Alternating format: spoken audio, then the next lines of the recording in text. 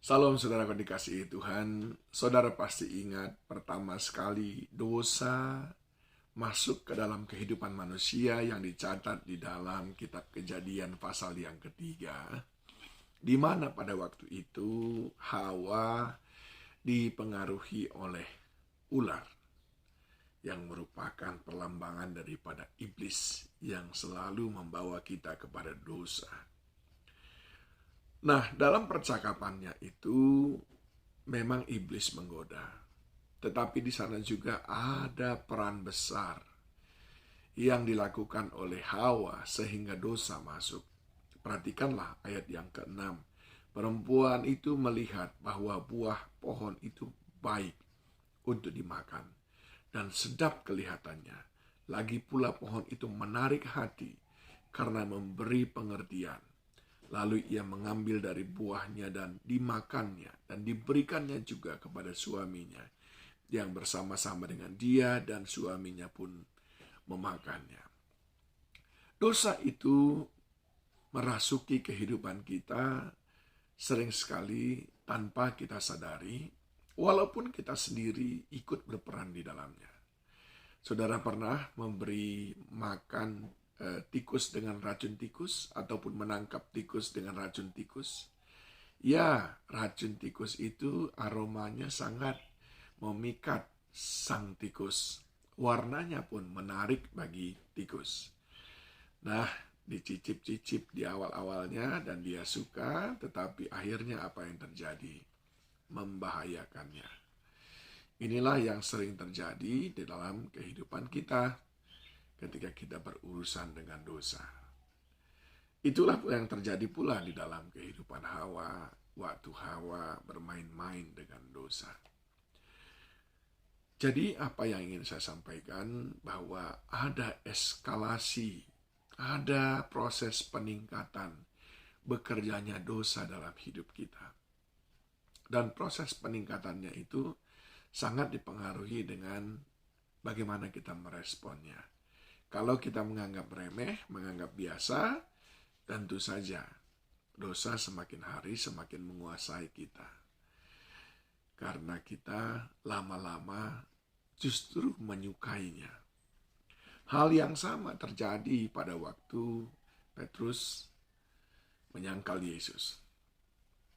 Itu dicatat di dalam Matius 26 ayat 69 sampai dengan ayat 75. Namun saya membacakan kepada saudara mulai dari ayat 69. Sementara itu Petrus duduk di luar di halaman, maka datanglah seorang yang hamba perempuan kepadanya. Katanya, engkau juga selalu bersama-sama dengan Yesus orang Galilea itu.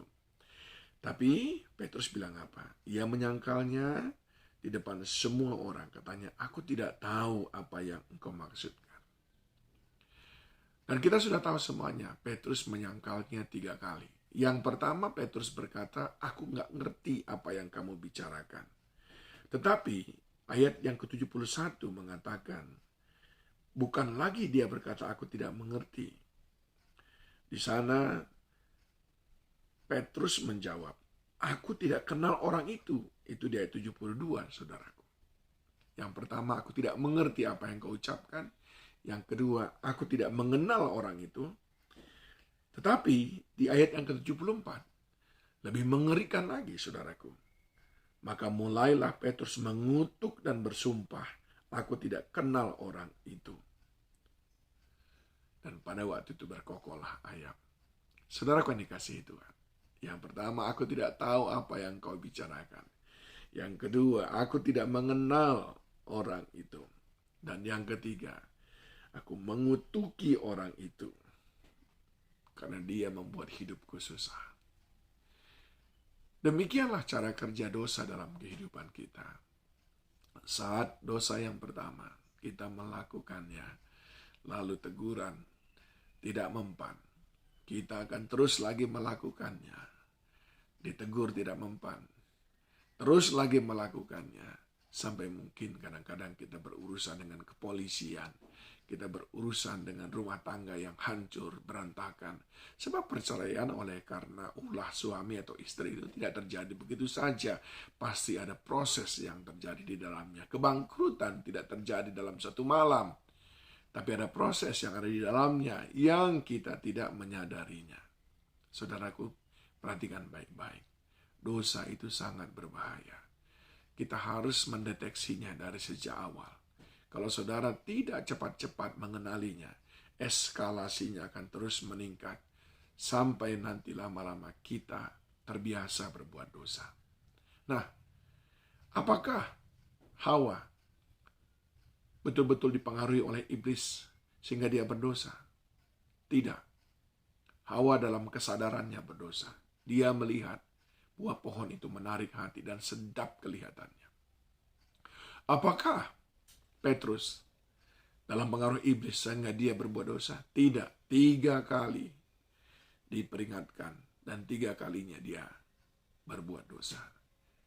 Jadi sering sekali saudaraku kita bersembunyi di balik aku khilaf. Aku tidak sadar. Sebetulnya itu sering sekali menjadi alasan. Sebab sesungguhnya kita sadar membuat dosa. Mari bentengi diri saudara. Jangan terbiasa dengan dosa. Segera hindari diri dari dosa. Dan 3, lawanlah iblis yang ingin mempengaruhi kita untuk selalu berbuat dosa. Jaga hidup untuk selalu berkenan di hadapan Tuhan.